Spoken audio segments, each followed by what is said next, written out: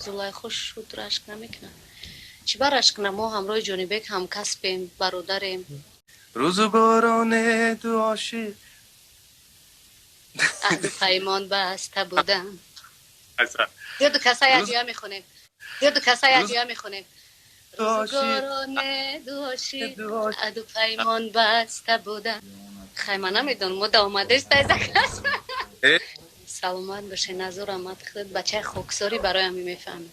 فکر میکنیم که هازی مردم هم بکاره میخواه که یگان چی کمتر وقت چون اخش کنن. نه ما هم زنگ گفتی همین گپا ما گفتم سخن تراد نکنم برای مخلصا حتما ما همیشه تیار باشیم. سلامت باشه. نظر آمد خود بچه خوکساری برای همی میفهمیم.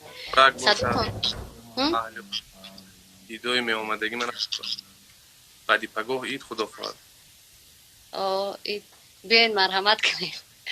اید بعد اید نصیب که خدا خواهد معرکه سر میشه با میبینیم یک دیگر با خوبی.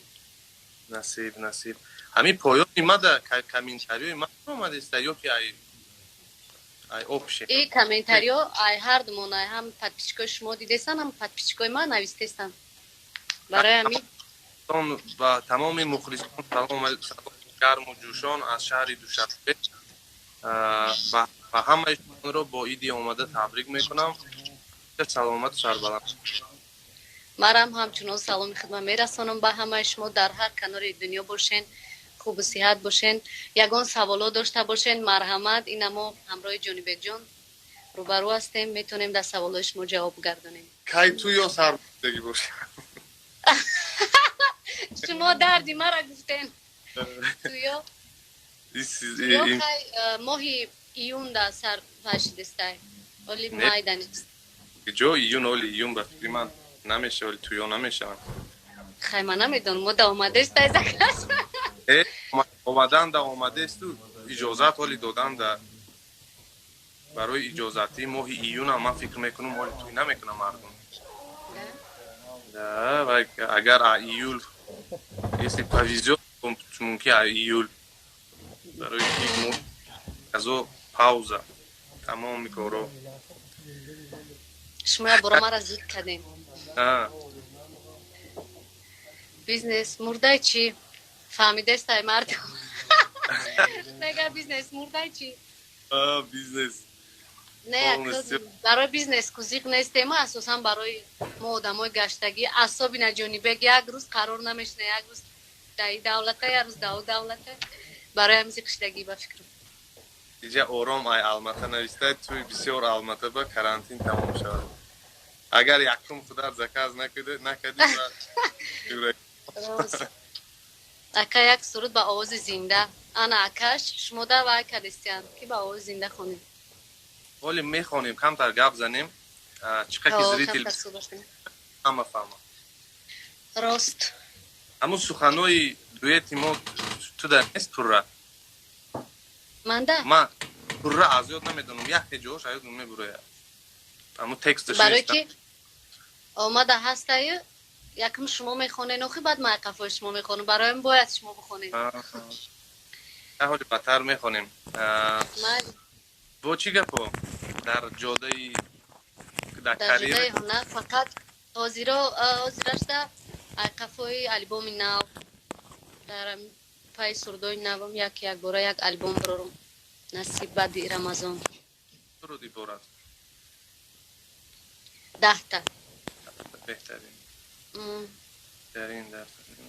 در تاجیکستان کرانتین نو سر شد ایلایم تستر تمام شوم شما زلیخای از سوال به شما خاندار شدید این با فکرم به همه معلومه بله من خاندار شدم بر وقت صاحبی 2 پسرچه نازنین دوشم چی نفهمیدم جانبک دوشم تماشا کده میگم جاهای منظره های بهترین انتخاب کرده آفرین بسیار رومانتیک نشدگیم بیا میگذاریم اینجا ما اوز پیدا کردستم خوندانده جانبک درباره اویلتان کمتر گپ زنید اویلم خدا به شکر همه زنده سلام، همه خرسند و همیشه هر روز دعاگو هستیم که تستر وبا از تمام دنیا گم شود. اکای جانبی قطعه پای زلایخو یک بار سرود خوانید. میخونه. تو مینوسوفکا نیستی تو ده؟ مینوسوفکی سرود نیست؟ مینوسوفکا هسته در تلفن های وقتی که ای تلفنم بمانم بعد بیا ای تلفن مانم بعد اینجا گپ زدن نمیشه و برای اینا السلام میگوی کشم انا السلام که خیلی کرد السلام بگو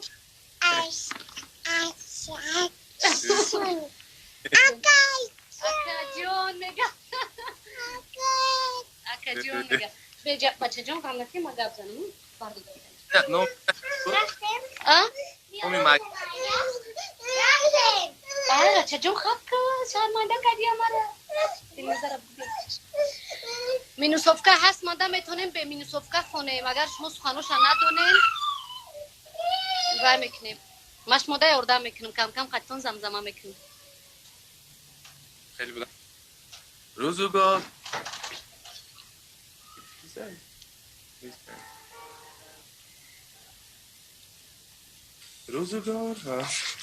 یک گفته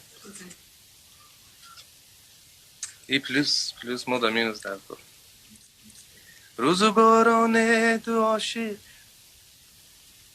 عهد و پیمان بسته بودن یا دو کسای ادیه میخونیم روزگاران دو عاشق عهد و پیمان بسته بودن از تمام اهل عالم هر دوشان دل خسته بودن پشت دیواری جدایی روزهاشان پشت سر شد عشقشان از دست غم ها سر به صحرا در بدر شد این سرود برگ و باد است از غم و درد زیاد است آهی غم سوزی خزان است آتشی در دل نهان است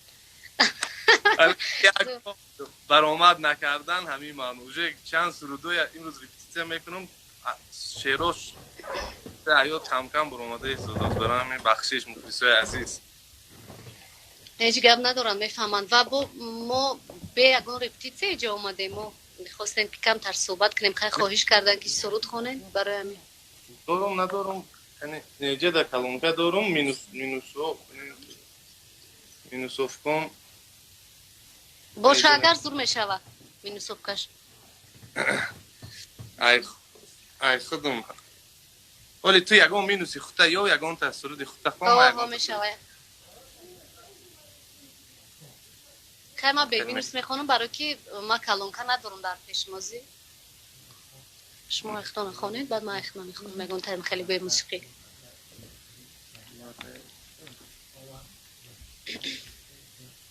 یا سرودی توقی زبیده توقی سرتون رحمت همی خونه ای کپ کپشیک ما همی خودمش جو سر کال کدیم و همه کسا اویلوی بهتری سبو همه فقط مردکو زرهونه بخته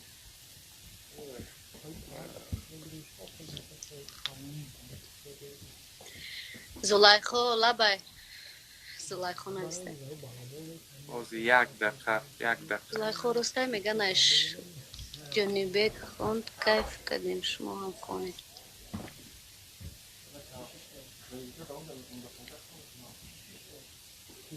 سلام علیکم اکای جنوبه قطعه پای زلایخو با علیکم بر سلام